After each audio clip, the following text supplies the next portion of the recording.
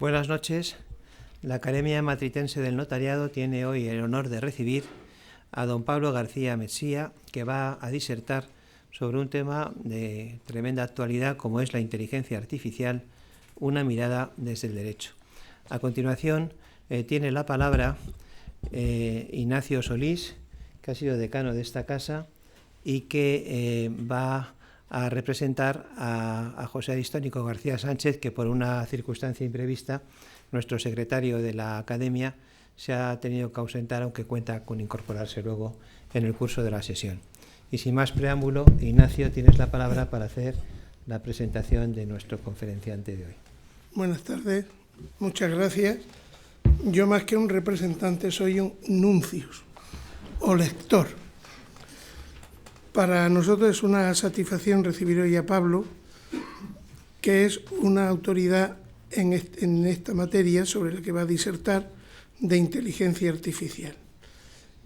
Pablo es cofundador del Centro de Estudios Sintagma, tiene experiencia desde el punto de vista de la docencia, de la práctica del derecho, incluso institucionalmente, pues, por ejemplo, él es consejero en una firma internacional de abogados, en Ashur, es letrado en las Cortes Generales, ahora mismo desempeña sus funciones en el Senado, doctor en Derecho, tiene además máster ha obtenido distintos másteres por la Universidad de Harvard y ha actuado pues como árbitro en cuestiones del Banco Mundial en repetidas ocasiones y ha sido profesor visitante en numerosas instituciones españolas y en el extranjero, por ejemplo, en Estados Unidos, en el Colegio William & Mary, en Virginia, que es una de las instituciones más prestigiosas. Es codirector del Máster de Protección de Datos de la Autónoma de Madrid,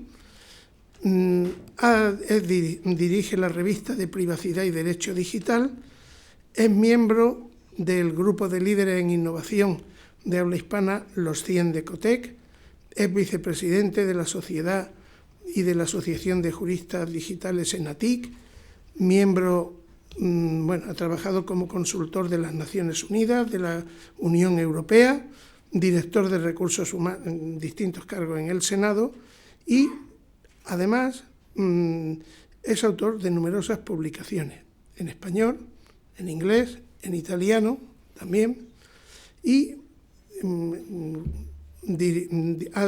tiene más de 8 libros y innumerables artículos.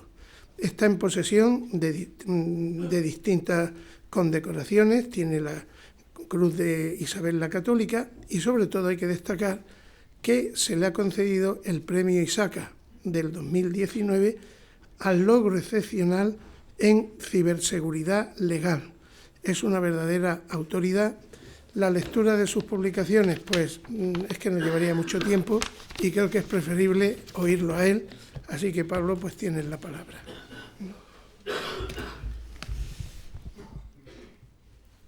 Muchísimas gracias, decano, por tu presentación. Querido decano de la Academia Matritense del Notariado, apreciados miembros de su Junta Directiva, queridos amigos,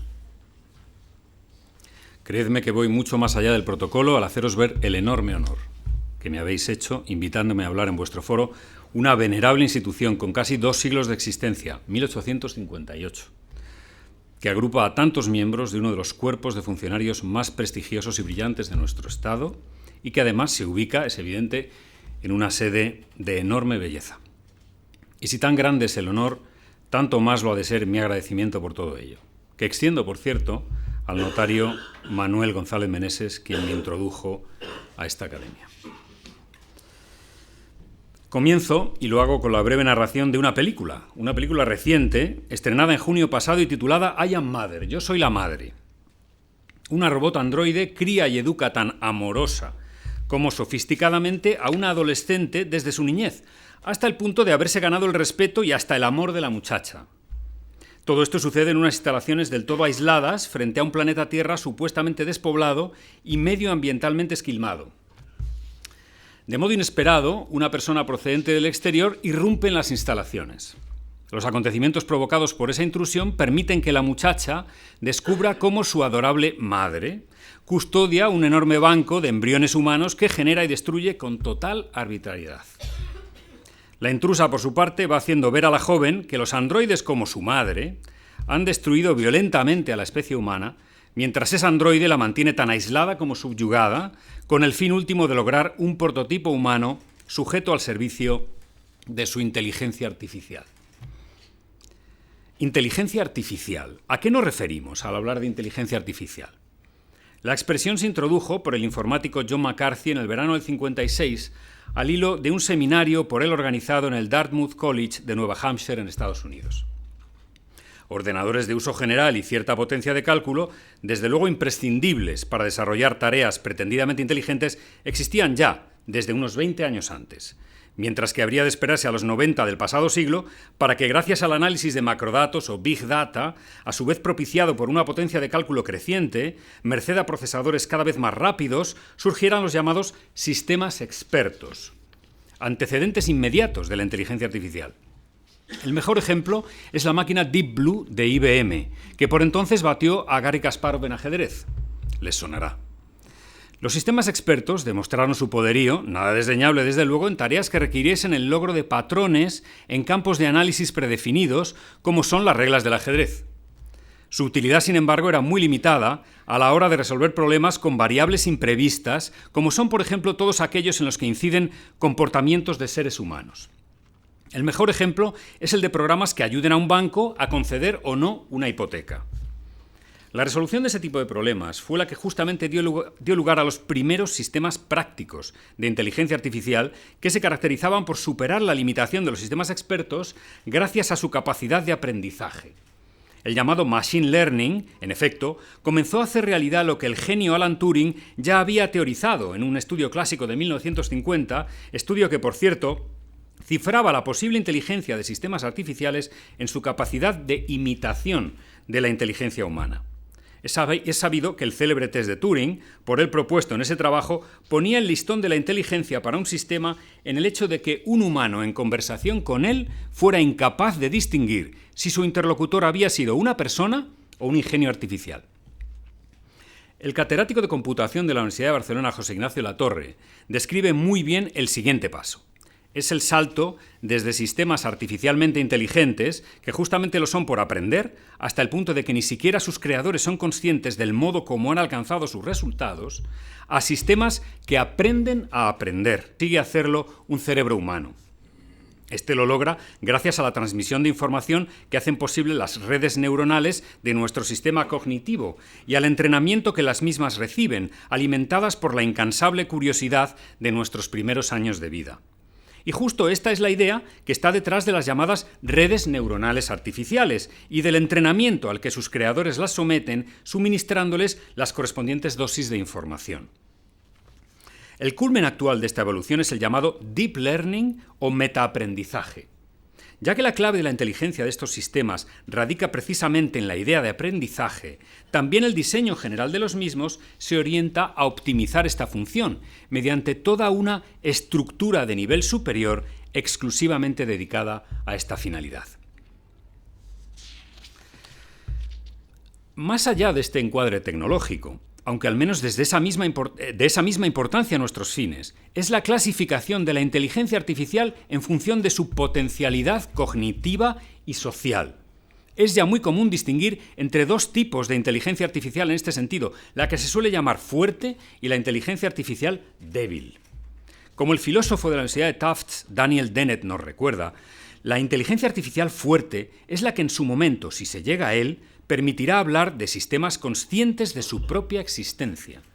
Estos sistemas, además, terminarán por ser infinitamente superiores a nosotros en la realización de todo tipo de actividades. Dos de los mayores visionarios sobre estos temas, Ray Kurzweil y Nick Bostrom, se han referido respectivamente a todo ello con las muy conocidas expresiones de singularidad y explosión de inteligencia. Ahora bien, como el propio Dennett nos recuerda, y en sus actuales manifestaciones, la inteligencia artificial es parasitaria de la inteligencia humana, sin ir más allá de atiborrarse indiscriminadamente de cualquier producción humana y de extraer los patrones que allí encuentra.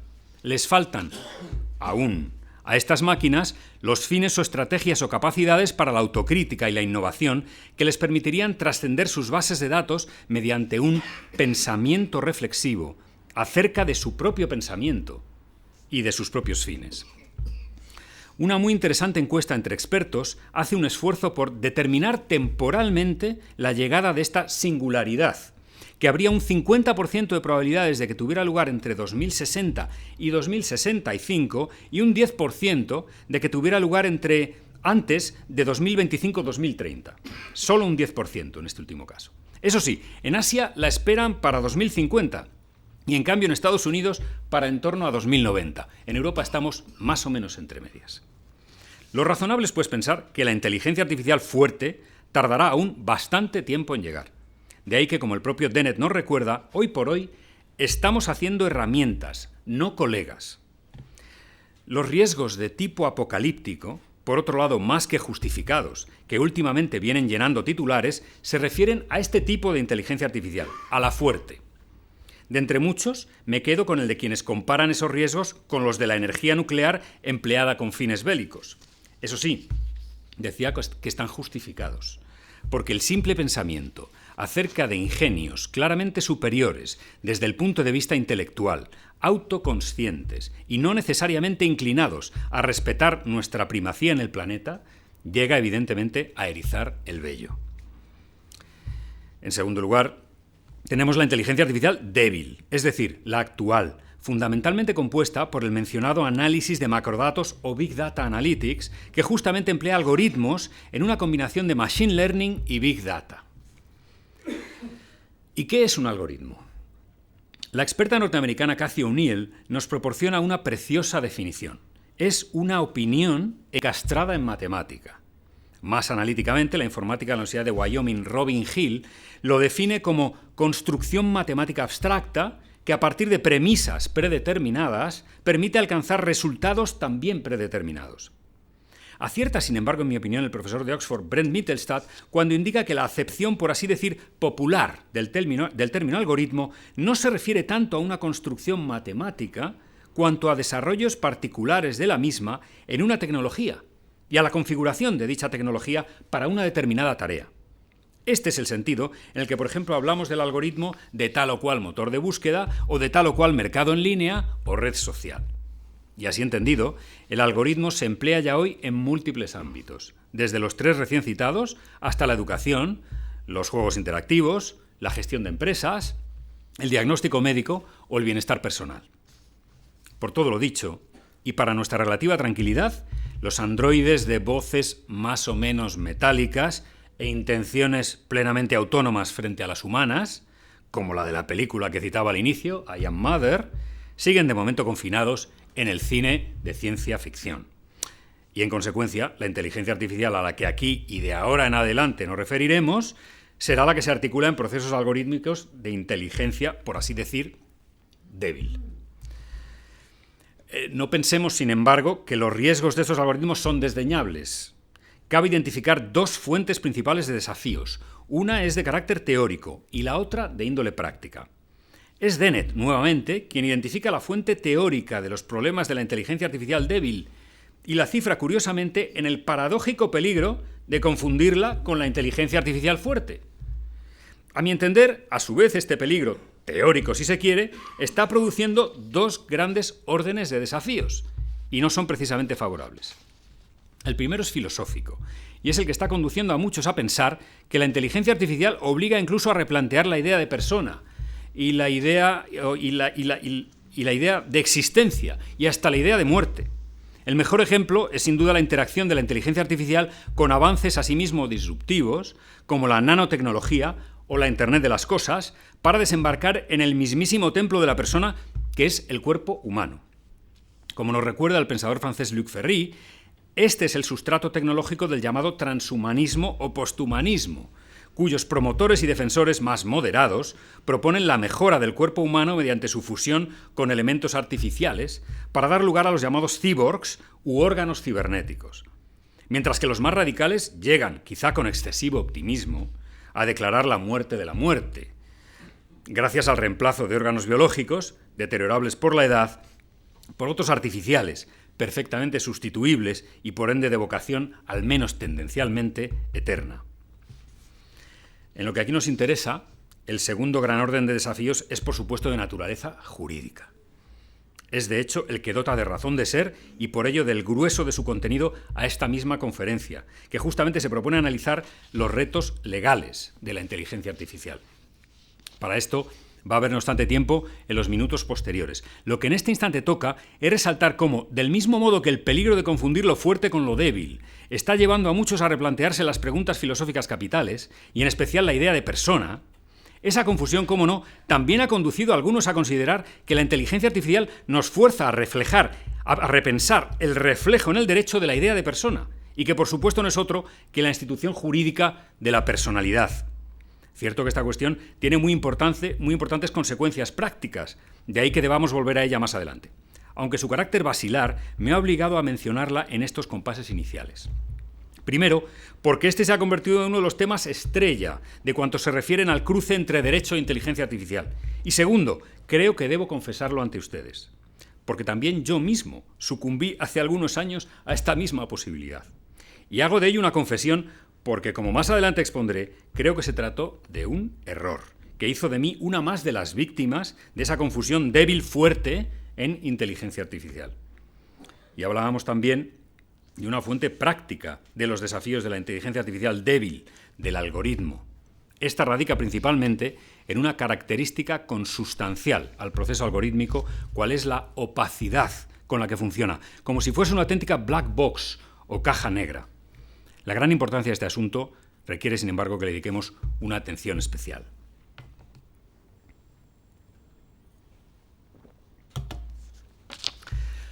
El matemático y político Cédric Villani, gurú francés de la inteligencia artificial, nos explica así que, conforme a la programación informática tradicional, la construcción de un sistema inteligente consistía en escribir a mano un modelo deductivo siguiendo reglas establecidas con antelación. Por ejemplo, si sus ingresos son inferiores a tanto al mes, se le denegará el préstamo. El deep learning, en cambio, no trabaja con reglas establecidas de antemano. De ahí la caja negra, pues añade un estudio de la Comisión Europea, podemos acceder a los inputs o insumos, que son los datos sobre personas, y a los outputs o resultados, que son las clasificaciones. Pero lo indicábamos brevemente más atrás, no terminamos de entender lo que sucede por el camino, ni cómo se obtienen algunos resultados, incluyendo entre ellos decisiones y acciones. La informática y socióloga de Berkeley, Jenna Burrell, añade a los citados un factor más, cuál es la complejidad del código algorítmico. Y de nuevo Villani nos descubre aún otro vector de opacidad, como es la enorme dimensión de los espacios en que los datos se desenvuelven en deep learning. Por ejemplo, a efectos de reconocimiento de imágenes, una red profunda procesa imágenes descritas por miles de píxeles, unos 4000, y por lo general memoriza cientos de miles, incluso millones de parámetros, que luego emplea para clasificar imágenes desconocidas. Por eso es casi imposible seguir el rastro del algoritmo de clasificación hasta que adopta una decisión final. En síntesis, no puede sorprendernos que un muy reconocido informe de 2016 de la Casa Blanca estadounidense afirme que los sistemas inteligentes son difíciles de entender y sus acciones difíciles de prever. Y el informe llega aún más lejos, hasta asegurar que la inteligencia de estos sistemas sigue hoy en gran medida carente de una esencial característica humana. Carece de sentido común.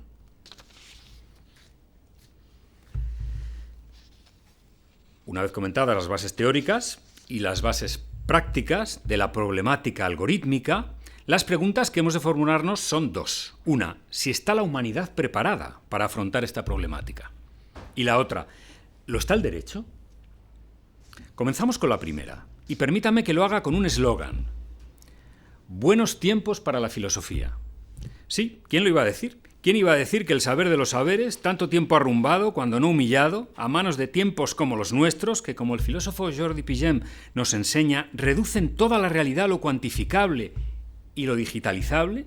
¿Quién iba a decir que iba a ser precisamente la inteligencia artificial la que lo resucitase, la que resucitase a la filosofía? Y está siendo así.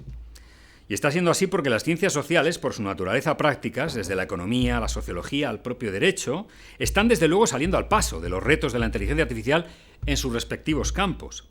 Pero la humanidad no puede acudir más que a la filosofía para encontrar respuestas a problemas con dimensión ética, que este tipo de sistemas está generando ya hoy. Por solo apelar al ejemplo más frecuente, el del dilema del vehículo autónomo a la hora de atropellar un carrito de bebé o chocar de frente contra otro vehículo, sin que por supuesto existan vías alternativas a las filosóficas para afrontar escenarios que solo traerá, de llegar, la inteligencia artificial autoconsciente, en forma de sistemas que lleguen incluso a cuestionar su propia coexistencia junto a la especie humana. Todo esto explica la verdadera eclosión de declaraciones, manifiestos, guías, códigos éticos, orientados a hormar la inteligencia artificial. Y digo eclosión, porque en el momento de escribir estas páginas, el número de las declaraciones de suficiente relevancia elaboradas en el mundo se acerca ya a las 90. Unas guías que incluyen valores, bien razonables que así sea, homogéneos a los que disciplinan el comportamiento humano en general, y que por ello mencionan la centralidad humana, la confianza, la seguridad, la lealtad, la responsabilidad, entre otros. ¿Significa esta verdadera oleada de textos que la humanidad está preparada para enfrentarse a esta problemática? Es evidente que no. Aunque también lo es que sin duda estos son los primeros pasos para que así pueda acabar ocurriendo, y que son pasos correctos. Se vislumbran ya, eso sí, dos dificultades en este empeño. La primera es inevitable proyección en este ámbito de la inteligencia artificial de clásicos problemas de la ética, como por excelencia pueden ser su fronteriza relación con el derecho, que también aquí puede llevar a pensar que se colma el estándar ético, por ejemplo, cuando un sistema inteligente respeta los derechos y libertades fundamentales.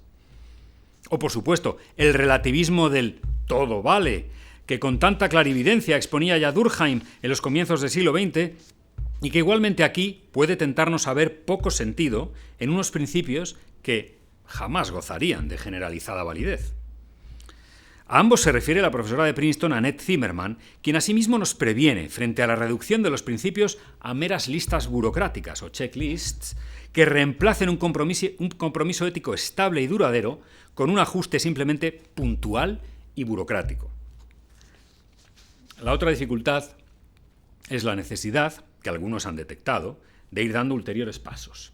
Es decir, y sobre todo, de articular en medidas concretas estos postulados genéricos, por mucho que la inmensa mayoría concuerde en lo esencial con ellos. Basta recordar a este efecto, y es bien curioso, como algunos han señalado, que estos códigos se asemejan en el fondo mucho a los 4 principios clave de la ética médica: autonomía humana, beneficencia, no maleficencia y lealtad o justicia. Y seguro, convendrán conmigo, que algo más se puede avanzar desde unas bases sentadas por Hipócrates hace 2400 años. ¿Y el derecho? ¿Está el derecho preparado para hacer frente al embate de la inteligencia artificial? Los múltiples retos que la inteligencia artificial depara al derecho estarán encima de nuestras mesas de trabajo más temprano que tarde. Aunque solo fuera porque, es claro, sus aplicaciones prácticas ganan terreno sin cesar y sin que, por cierto, como algunos estudios demuestran, los reparos legales estén suponiendo hasta el momento freno significativo alguno para esa expansión. Un primer desafío rebasa en parte los límites estrictamente legales al apuntar nada menos que a las bases de nuestra gobernanza, democrática y liberal, dimanantes de la Ilustración. De hecho, cuenta ya con cierto arraigo en teoría política el término algocracia, para aludir al decisivo y creciente peso de los algoritmos en nuestras actuales sociedades digitales. Más aún, el poder del algoritmo inteligente, junto a otros vectores tecnológicos disruptivos, como por ejemplo blockchain, bien podría erigirse en alternativa frente al poder estatal. Un relevante jurista de la Universidad Nacional de Irlanda, John Danaher, subraya cómo la algocracia amenaza la legitimidad de los procesos públicos de toma de decisiones, fundamentalmente debido a la opacidad propia del algoritmo, que poco antes detallábamos. Y Danaher insiste en que la amenaza es real y es diversa de las preocupaciones relacionadas con la privacidad y la propiedad de los datos. mientras que la politóloga de University College London, Marcella Azzori, se ha preocupado de concretar esas amenazas que pueden terminar creando nuevas oligarquías y una fuerte polarización en la sociedad. Gracias a su cualificación, desarrolladores de código, profesionales de la tecnología y tecnócratas adquirirían fácilmente una posición privilegiada en la sociedad, hasta convertirse en los nuevos responsables políticos, en detrimento de una gran masa de analfabetos informáticos o individuos poco cualificados, reducidos a meros receptores pasivos de servicios. Ahora bien, la amenaza de suplantación de las soberanías de los estados y de la legitimidad de sus ordenamientos jurídicos dista de ser siquiera realizable fácticamente. Es general reconocer en ciencia política, y así lo evidencia igualmente la propia historia, en especial la del siglo XX, que toda acción política requiere de una mínima centralización. Mientras que, por supuesto, una potencial suplantación algocrática de la democracia liberal distaría igualmente de ser en manera alguna deseable, por perfectibles que nuestros sistemas democráticos puedan ser. Es obvio que no resultarían ventajosamente reemplazables por esas nuevas y opacas algo-oligarquías que adoptarían sus decisiones al margen de procesos transparentes y suficientemente abiertos a la generalidad de los ciudadanos.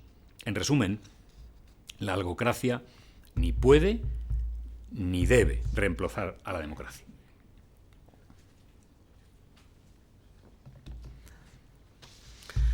De la mano de la Ley Fundamental Alemana de 1949, constituciones como la española del 78 erigen en umbral de sus declaraciones de derechos la dignidad de las personas. El texto alemán habla de que esta es intocable. El español la establece como fundamento del orden político y de la paz social. Una muy buena muestra de que la inteligencia artificial puede resultar lesiva para la dignidad de las personas y deshumano para su misma integridad física reside, por ejemplo, en el hecho de que uno de los primerísimos textos sobre los principios éticos a ella aplicables, las archicitadas 3 leyes de la robótica de Isaac Asimov, publicadas en 1942, aluden de lleno a ella. Basta mencionar una parte de la primera. Un robot no hará daño a un ser humano. Fue suficiente, como por esos mismos años venía sucediendo, que comenzaran a ver la luz las primeras máquinas inteligentes, los primeros ejemplares del viejo ordenador mainframe, para que el ser humano empezara a sentir el vértigo de verse circundado por ingenios capaces de tomar decisiones racionales que pudieran menoscabar su dignidad e integridad física como especie dominadora del planeta. Son en este sentido palpables los riesgos para la integridad y seguridad física de las personas que derivan de la existencia de armamento letal inteligente en manos de algunos estados especialmente avanzados, o de sistemas como los vehículos autónomos, los robots quirúrgicos o los de cuidado de personas, y cuyas consecuencias, en materia de responsabilidad jurídica, abordaremos en detalle algo después. Por último, también es hoy real el empuje de la inteligencia artificial sobre un componente consustancial a nuestra dignidad, como es la idea de identidad personal. Nos indica, de hecho, el profesor José Luis Piñar cómo la identidad online puede llegar a definirse no desde la autonomía de la persona, sino heterónomamente, a través del poder de los algoritmos, merced a flujos de información sobre nosotros mismos que podemos no llegar a controlar en absoluto. El de los riesgos para la equidad y la igualdad es muy probablemente el tema sobre el que más se ha escrito hasta ahora de cuantos atañen al cruce inteligencia artificial-derecho. Es ya axiomático afirmar que el funcionamiento algorítmico, muy especialmente en entornos deep learning, genera sesgos. La principal razón es que los propios humanos, como seres consustancialmente sociales y provistos de determinados valores, actuamos siempre con prejuicios, a su vez causantes de sesgos. Un reciente artículo de la revista Science expresa esta última idea bien gráficamente. Palabras asociadas al campo léxico de las flores se relacionan con términos como felicidad y placer, libertad, amor, paz, alegría o paraíso. Las palabras relacionadas con insectos se asocian, por el contrario, a términos negativos: muerte, odio, feo, enfermedad o dolor. Utilizadas en los inputs de un algoritmo, las palabras flor o insecto pueden pues terminar generando resultados bien adversos. Los sesgos se deben normalmente a errores técnicos, más o menos reprochables, de los diseñadores del algoritmo en cuestión. Y pueden provocar resultados como el del algoritmo, acaba de saltar la noticia, de la tarjeta bancaria Apple Card, que en un concreto caso establecía para una mujer un límite de crédito 20 veces inferior al que ofrecía a su esposo, en condiciones financieras de total equiparación. O los del sistema llamado Compass, empleado por la justicia criminal de algunos estados norteamericanos, que está probado, recomienda a los jueces un trato penal más severo respecto de encausados de raza negra. O los de la Administración del Estado norteamericano de Indiana, detectados por la profesora de Harvard Virginia Eubanks, cuyos algoritmos negaban beneficios sociales a personas especialmente desfavorecidas. Aunque es cierto que el sesgo puede asimismo resultar de intenciones abiertamente maliciosas, cual sería el caso citado de Indiana, si se llegase a descubrir que ese algoritmo se hubiera diseñado de intento para negar ayudas a los más pobres. Y es lo que de hecho sospecha Eubanks en su libro. A los factores de sesgo indicados, y ya en un trabajo clásico del 96, el informático Batya Friedman y la filósofa Helen Nissenbaum añadían uno más: aspectos derivados de un determinado contexto de uso que a su vez derivan de avances tecnológicos o bien de cambios introducidos respecto a los usuarios o beneficiarios de los sistemas en cuestión. Un buen ejemplo de este último supuesto es el del algoritmo que va subiendo el precio de nuestro billete de avión en función de las sucesivas búsquedas que hacemos desde la misma dirección de Internet, justo al detectar nuestra avidez por comprarlo. ¿Cuántos lo hemos sufrido? Sea por unas o por otras causas, lo relevante aquí es que el sesgo algorítmico genera discriminación, es decir, un trato injustificadamente más favorable para determinados grupos o personas. La privacidad. Por supuesto, la privacidad es otro de los derechos más frontalmente amenazados por los avances de inteligencia artificial. Una muestra bien simple y conocida es la de las grabaciones por defecto de las voces de sus amos que realizan dispositivos inteligentes del tipo de Alexa, de Amazon. La grabación de voz es singularmente intrusiva. El uso ulterior de esos archivos sonoros puede comprometer gravemente a cualquiera, máxime cuando su obtención tiene en muchas ocasiones lugar en las esferas más propias de nuestra intimidad, como es el propio hogar. No estamos además aquí ante un asalto, si se quiere, lógico o digital a nuestra privacidad, en cuanto tal limitado a los archivos que almacenemos en una nube, en nuestro móvil, en el ordenador. El asalto ahora ya es físico, es analógico, es tangible, se plasma en nuestra vida real y no se circunscribe a ese mero reflejo de la misma, que es nuestra proyección digital. El cambio es bien relevante, tanto que la agencia de datos británica ha subrayado cómo la inteligencia artificial ha venido a cambiarle el paso a la privacidad y la protección de datos. Con particular clarividencia, la mencionada agencia británica especifica estas amenazas de la inteligencia artificial para la protección de datos. Primero, el mismo uso de algoritmos, como ya hemos visto, genera lo que algunos han llamado impredecibilidad desde el diseño. El hecho de que los resultados diverjan de lo que los diseñadores hubieran previsto al introducir los insumos. Por ejemplo, un sesgo. Esto entra en conflicto con un principio clave de la protección de datos, como es la finalidad del tratamiento. ¿Cómo justificar que un ente público recoja datos para otorgar, por ejemplo, una ayuda social y que a resultas del proceso algorítmico el resultado sea denegarla? Segundo, nuestra bien conocida black box o caja negra. ¿Cómo conectar el misterioso proceso algorítmico con otra exigencia crítica de la privacidad? ¿Cuál es la transparencia en el tratamiento de la información personal? Además, y tercero, el algoritmo se caracteriza por recoger toda la información posible, incluya o no datos personales, y que procede bien del propio interesado, bien de observaciones o inferencias efectuadas por el sistema en sí. Esta voracidad algorítmica casa mal con otro postulado básico de la privacidad, que es la llamada minimización del dato, que justamente busca lo contrario. Y también con la calidad del dato, pues difícilmente todo ese océano digital será adecuado a los fines para los que se está tratando. Incluso topa otra vez con la transparencia, pues el interesado podría ignorar por completo que un sistema inteligente está observando su conducta, en línea o incluso física, como hemos visto a propósito de Alexa. Y si desconoce todo esto, es claro que el interesado no podrá entonces ejercer ninguno de sus derechos al respecto. Otro ejemplo más, en este mismo sentido de observación física, el terrible de la ciudad china de Shenzhen, donde una de las tecnologías de inteligencia artificial más potencialmente intrusivas para la privacidad, que es el reconocimiento facial, se está utilizando ya para identificar, multar y notificar por mensajería instantánea a peatones que cruzan las calzadas por lugares indebidos. O lo que es al menos tan serio, el interesado podría ignorar también que el sistema inteligente está realizando inferencias sobre esa conducta digital o física.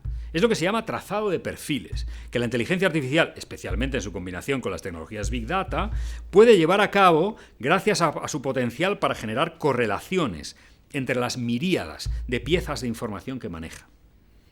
Ya citábamos antes el caso del perfil que un banco puede trazar de nosotros para concedernos o denegarnos una hipoteca, pero podemos añadir, y es un caso real, el que sobre si una mujer estaba o no embarazada elaboraba la cadena estadounidense de supermercados Target a partir de los productos que sus clientas adquirían en sus tiendas.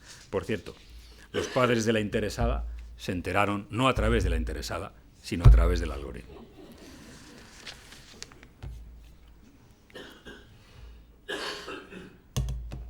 Tras lo expuesto, nos adentramos ya en los desafíos que la inteligencia artificial nos plantea a todos en nuestra condición de consumidores y usuarios, y que la Organización Europea de Consumidores cifra, además de, por supuesto, los ya citados de discriminación o privacidad, en los siguientes. Asimetrías de poder, que sitúan al consumidor en clara desventaja a la vista del plus de información que una plataforma puede llegar a adquirir gracias al algoritmo inteligente o incluso de la falta de habilidades digitales de muchos consumidores, sobre todo los especialmente vulnerables. Confinamiento digital de grupos más o menos amplios de consumidores en las plataformas de proveedores normalmente poderosos, quienes gracias a sistemas inteligentes pueden así impedir la movilidad del usuario hacia otros proveedores donde puedan obtener mayor calidad o precio. Práctica que lógicamente implica también una posible merma de la competencia en detrimento de empresas menos avanzadas tecnológicamente que tendrán dificultades para detectar estas prácticas y reaccionar frente a ellas. El ya bien conocido ajuste algorítmico de precios, que como mínimo provoca que el consumidor no pueda utilizar Internet para obtener el mejor precio posible, pues el sistema en cuestión siempre y mágicamente tenderá a igualarlos por arriba. Y en el peor de los casos, cuando este ajuste es concertado, puede incluso responder a un arreglo colusorio, evidentemente contrario a las reglas de competencia. La Organización Europea de Consumidores alude por último a que un sistema algorítmico puede también generar discriminación por precio, pues gracias a la posibilidad de rastrear precios en línea y de cruzarlos con los datos de navegación del consumidor, el sistema estará en condiciones de determinar con exactitud el precio que dicho consumidor podrá o querrá pagar. En abierta discrepancia con este punto de vista, el norteamericano Center for Data Innovation asegura que la discriminación por precio puede llegar a ser beneficiosa para el consumidor, ya que también puede operar a la baja. Y así, merced a la información adicional que el algoritmo proporciona, las plataformas tenderán a cobrar precios mayores a los consumidores cuya demanda es inelástica, pero estarían, por el contrario, incentivadas a bajarlos respecto de aquellos consumidores más sensibles al precio, que son, por cierto, los de menores ingresos. Debemos, sin embargo, preguntarnos si está suficientemente justificado que ese beneficio para los consumidores de menores ingresos deba operar a costa de que para todos los demás el precio siempre sea el que más favorezca a la plataforma. Es decir, que en todos esos otros casos la plataforma obtenga un plus de beneficio.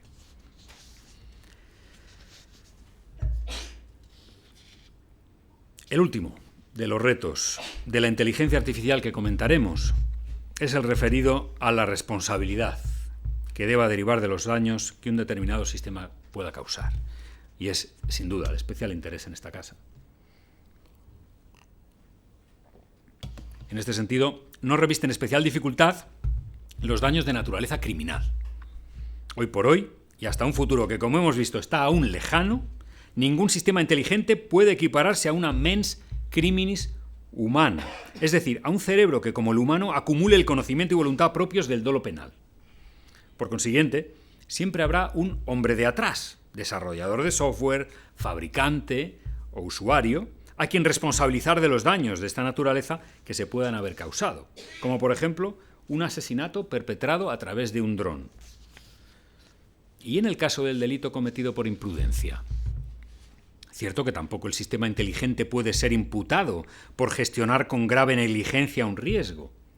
Por ejemplo, una ciclista de 49 años que atravesaba un paso de cebra en Tempe, estado norteamericano de Arizona, como sucedió al vehículo autónomo de Uber Technologies, que la atropelló el 18 de marzo de 2018 y le causó la muerte. También aquí puede identificarse al diseñador, fabricante, usuario, que hubiera debido prever lo que sucedió. La diferencia es que esta vez el hombre de atrás, al no operar con dolo penal, podría tratar de ampararse en la imprevisibilidad del resultado, servida por la ya conocida impredecibilidad del algoritmo, la muy citada black box. Un argumento que se irá viendo potenciado conforme vaya aumentando la autonomía de los sistemas inteligentes frente a los agentes humanos que los creen o utilicen. Y un argumento, por cierto, que al suscitarse a propósito de la culpa o negligencia, puede también esgrimirse respecto de la responsabilidad de índole estrictamente civil. Responsabilidad civil. Y en concreto por pérdidas pecuniarias dimanantes de decisiones de inversión recomendadas por un sistema inteligente, es justamente lo que se dilucida en el primer caso judicial mundial de esta índole, que enfrenta a Lee King-kan, magnate hongkonés, y la empresa Tindaris Investments, en un juzgado mercantil de Londres.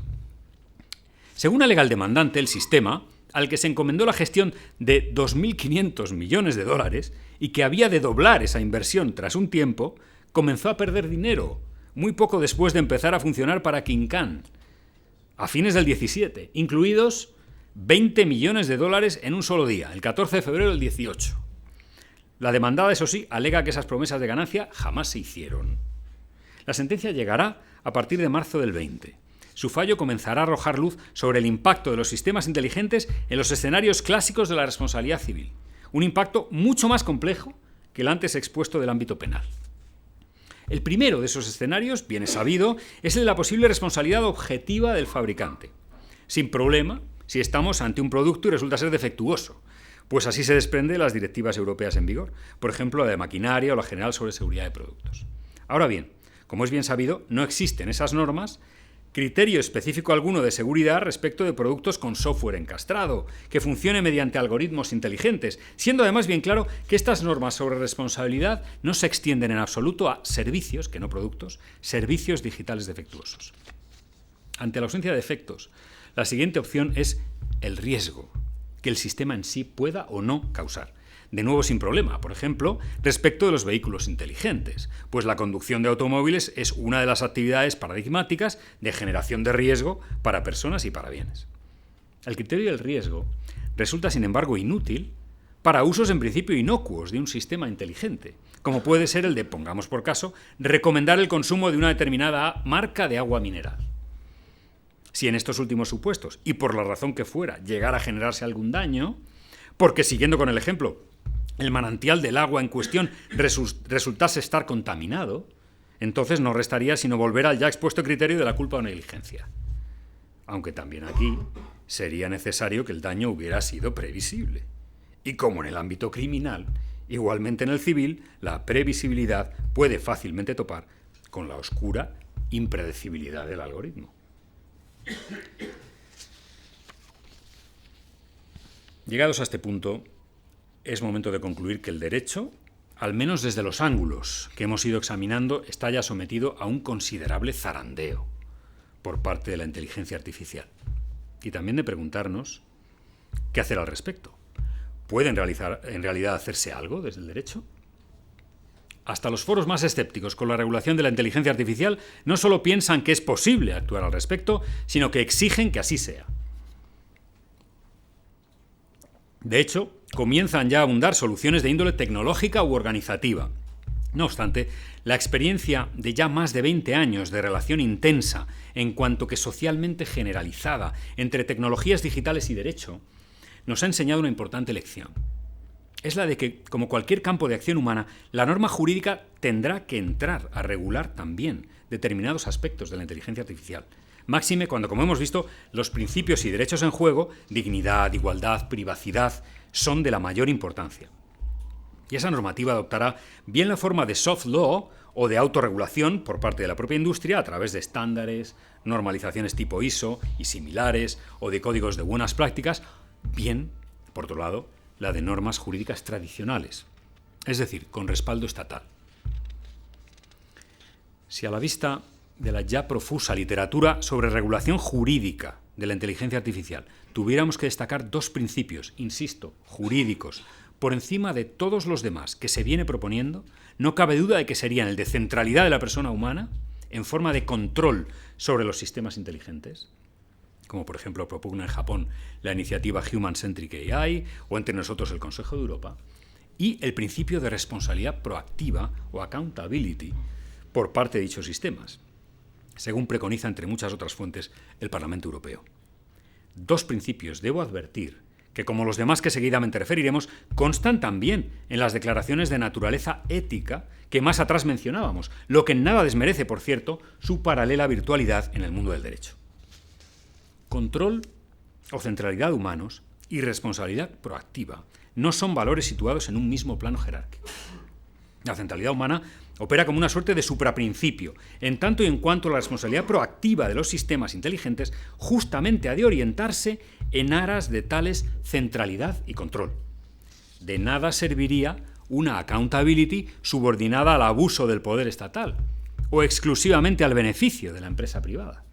Es además este particular engranaje entre centralidad humana y accountability el que contribuye a generar otro valor fundamental en este ámbito, cual es el de confianza. ¿Cómo pretender, por el contrario, que las personas nos fiemos de sistemas inteligentes que pudieran actuar legibus solutus, al margen de toda justificación y de toda consecuencia por las decisiones que llegaran a adoptar?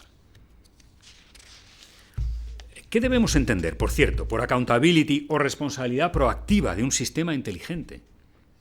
Esa misma fuente del Parlamento Europeo la concreta en la obligación de justificar sus decisiones y la posibilidad de enfrentarse a sanciones si tal justificación resultase inadecuada. Un concepto bien parejo, la verdad, a la clásica obligación de motivar sus actos que el derecho administrativo impone a los poderes públicos. El principio de responsabilidad proactiva ha logrado la primacía sobre otros tres principios adyacentes que ya resultan absolutamente tópicos en esa ya profusa literatura sobre nuestro tema. Uno es el de lealtad o fairness algorítmica, que las mejores definiciones equiparan a ausencia de sesgos indeseados. El segundo es el principio de transparencia, que de nuevo el Parlamento Europeo considera como disponibilidad del código del sistema y de la documentación correspondiente. Y el tercero, el llamado principio de explicabilidad. De la mano, entre otros, del Berkman Klein Center de Harvard University, lo entenderemos como interpretabilidad o comprensibilidad de un sistema inteligente. Este último principio, la explicabilidad, es sin duda el más importante de los tres, en cuanto que digno de una enorme atención doctrinal y completamente genuino de la inteligencia artificial, a la vista de la bien conocida opacidad del algoritmo. De entre los ríos de tinta que se han vertido ya sobre este principio, una idea me parece especialmente relevante. Es la de que no estamos ante una ciega y mecánica posibilidad de exigir en toda circunstancia una explicación. Como el mismo Berkman Klein Center de Harvard indica, dicha explicación solo tendrá sentido si bien un tercero ha sufrido un daño, que además sea resarcible. Tal daño resarcible estaría, por ejemplo, ausente en el algoritmo de un comparador de precios, o si existen sospechas fundadas de error en el sistema. Sea como fuere, el principio de explicabilidad presenta serios inconvenientes. Me parecen de especial importancia dos, detallados por el mencionado Center for Data Innovation. En primer lugar, y a la vista de la enorme... Y segundo, por regla general, interpretabilidad y precisión están en relación inversa en inteligencia artificial, por lo que reforzar la primera podría menoscabar el inmenso potencial innovador de estas tecnologías. Pues bien, gracias a que, en contraste con el de explicabilidad, el principio de accountability opera, por así decir, a cierta distancia del código tecnológico, este puede sortear los inconvenientes expuestos y que precisamente se refieren de lleno al código tecnológico. Además, supera las claras limitaciones del principio de lealtad, insoslayables si tenemos en mente que, como bien hemos visto, todo sistema inteligente opera por definición con sesgos. Por otro lado, es general entender la transparencia como un principio subsidiario en cuanto que instrumental de la propia accountability. Aquella serviría para fortalecer esta, y no al revés. Mientras que el par de fuerzas justificación-sanción permite afrontar con eficacia nuestra necesidad clave, hacer de la persona el centro de la inteligencia artificial, sujetando ésta a nuestro control. Todo esto es lo que explica esa primacía de la responsabilidad proactiva sobre sus principios adyacentes y casi podríamos decir hermanos, que son la lealtad, la transparencia y hasta la muy atractiva explicabilidad.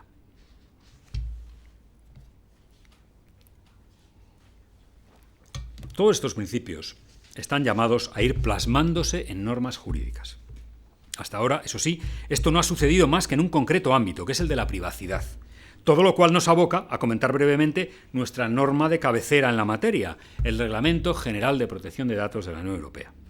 Además de la recién citada, ello responde a dos razones. La primera, que el RGPD constituye la primera norma jurídica del mundo en regular el impacto de la inteligencia artificial sobre la privacidad. La segunda, que el RGPD bien puede considerarse el paradigma regulatorio justamente de los dos principios clave que hemos venido analizando, el de centralidad o control por parte de la persona y el de responsabilidad proactiva, siendo a la vez ambos las dos columnas básicas sobre las que esta norma se asienta. El principio de centralidad de la persona o de control respecto de sistemas inteligentes se instrumenta en el RGPD a través de dos vías. Una, el derecho que se concede a los afectados a no ser objeto de decisiones basadas únicamente en el tratamiento automatizado, incluida la elaboración de perfiles que le afecten significativamente, con efectos jurídicos o no. En otras palabras, un derecho a una mínima intervención humana en decisiones que tengan impacto en la privacidad de las personas. La segunda vía de control personal se concreta en el derecho de información a los interesados acerca de la lógica seguida por sistemas inteligentes que les afecten, así como de las consecuencias que para los usuarios puedan derivar de la misma. Es tan gráfica como ya muy popular la comparación de esta información con las tablas nutricionales que reglamentariamente figuran en las etiquetas de los alimentos. En cuanto al principio de accountability o responsabilidad proactiva, se proyecta respecto de los sistemas inteligentes en el RGPD a través de otras dos vías. Primero, la necesidad de que estos sistemas incorporen pautas de privacidad desde el diseño y por defecto. Es decir, que como la creadora de estos conceptos, por cierto, ya hace más de 25 años, la canadiense Anne Kabukian manifestaba, las normas sobre privacidad se encastren en el código de los sistemas y en los procesos de las organizaciones que los fabrican o los emplean, de manera que la opción de reserva o por defecto que derive de su uso sea siempre la más respetuosa con la privacidad. Este es el trasfondo de la bien actual corriente de situar todos los mecanismos sociales alrededor de la tecnología, desde el derecho al gobierno o a la ética, entre otros, en el propio diseño de los sistemas, y que lleva a hablar de derecho desde el diseño, gobernanza desde el diseño o ética desde el diseño. Casi me atrevo a decir, todo desde el diseño. Está ocurriendo ya. La segunda vía de plasmación de la responsabilidad proactiva, en esta norma, en el RGPD, a efectos de minimizar el impacto de la inteligencia artificial, es la anonimización. Es decir, el proceso tecnológico que, llevado a cabo sobre determinada información, permite que el interesado no sea identificable, o si lo era, deje ya de serlo.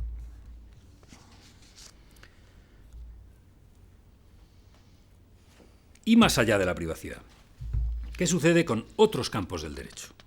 Apuntaré dos ideas principales.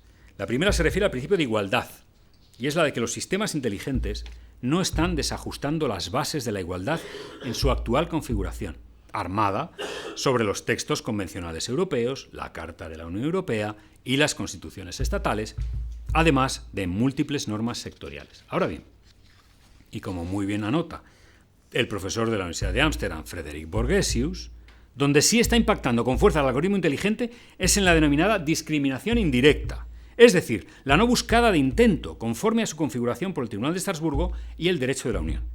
La razón estriba en que, por una parte, esta modalidad de discriminación no responde a normas, sino a meros principios, con lo que resulta muy difícil de implementar en la práctica, máxime en entornos de opacidad algorítmica. Una opacidad que justamente acentúa la segunda debilidad de la discriminación indirecta, ¿cuál es la necesidad de demostrarla? ¿Cómo hacerlo en estos contextos? Cuando ni siquiera se sabe que un algoritmo nos habría negado una beca por, a modo de ejemplo, nuestra propia raza. Otra cosa es que estas debilidades justifiquen, mediante la oportuna reforma legislativa, una extensión a este concreto ámbito de la igualdad del ya expuesto derecho a una explicación, previsto en la normativa sobre privacidad, lo que en principio podría parecer razonable. La segunda idea que les anunciaba es la de que, merced a su severo impacto sobre tres áreas legales clásicas, como son el consumo, la competencia y la responsabilidad civil, a su vez intrínsecamente imbricadas entre sí, el algoritmo inteligente está operando como vector de convergencia entre todas ellas. A esas tres áreas habría que añadir la protección de datos, aunque su análisis anterior nos releva ahora de más detalles.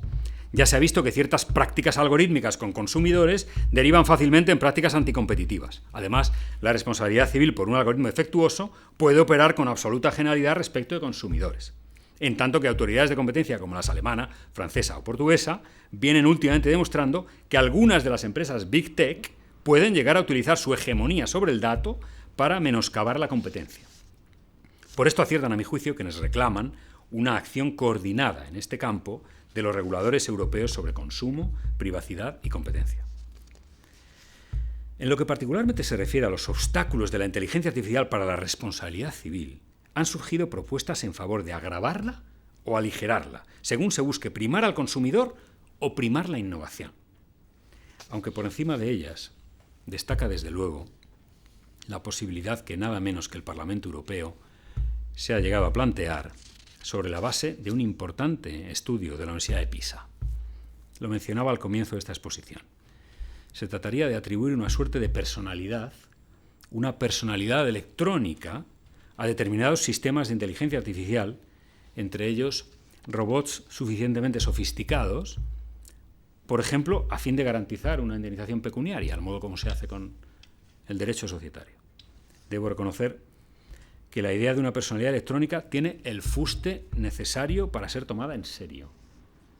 Lo demuestra la perfecta viabilidad de otras ficciones jurídicas, como la misma idea de persona jurídica.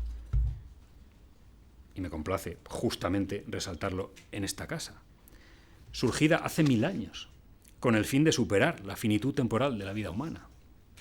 Y ello por más que la persona jurídica no deje en el fondo de agrupar a personas humanas. Cierto igualmente que la idea de personalidad electrónica supondría traspasar una dogmática frontera, cual sería la de llegar a aplicarse a lo que en el fondo no dejan hoy de ser cosas. Si bien es verdad que justamente vivimos hoy otros traspasos de fronteras dogmáticas, como la de que solo una persona física podía ser responsable penalmente. Así lo atestigua el abandono del Societas del Inquere non potest para extender la responsabilidad criminal a la persona jurídica.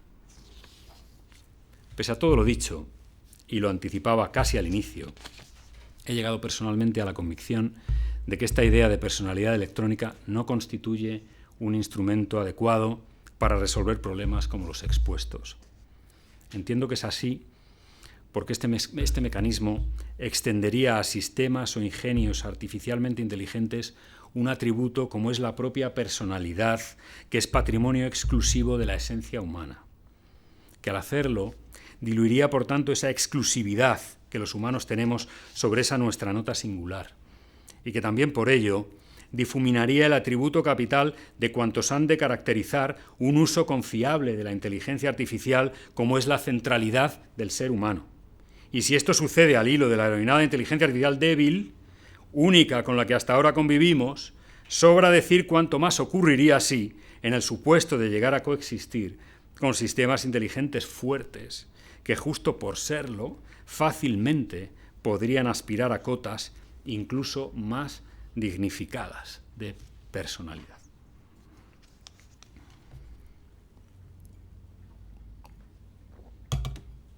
Para su alivio, hemos llegado al final. Y para ello, hemos efectuado un recorrido a través de problemas y a través de desafíos, asimismo de principios, que cada vez más voces sostienen deben ser el soporte que dote de fiabilidad a todos los sistemas de inteligencia artificial. Por encima de todos, el principio de control y centralidad de la persona humana, para que sea la inteligencia artificial la que ponga en el centro a la persona, y no la persona quien deba vivir a expensas de la inteligencia artificial. Inteligencia artificial, al fin y al cabo, es sin duda conocimiento artificial, pero nunca será sabiduría artificial. Como Sócrates nos enseñó, la sabiduría, la auténtica sabiduría, es una virtud. Por eso la sabiduría es y será siempre un atributo exclusivamente humano. La máquina conoce, no sabe. La máquina desconoce la medida de su ignorancia. Muchísimas gracias.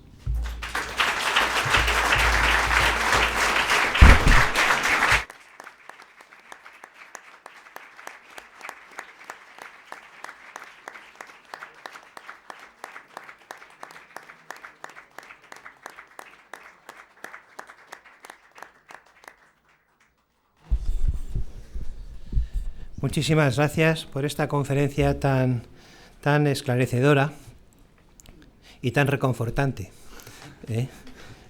basada en la centralidad humana, que nos ha cautivado a todos y reivindica el hecho de que no somos cautivos tampoco de las máquinas. Y con nuestra felicitación, a continuación se va a servir, en honor del conferenciante, un vino español. Muchísimas gracias.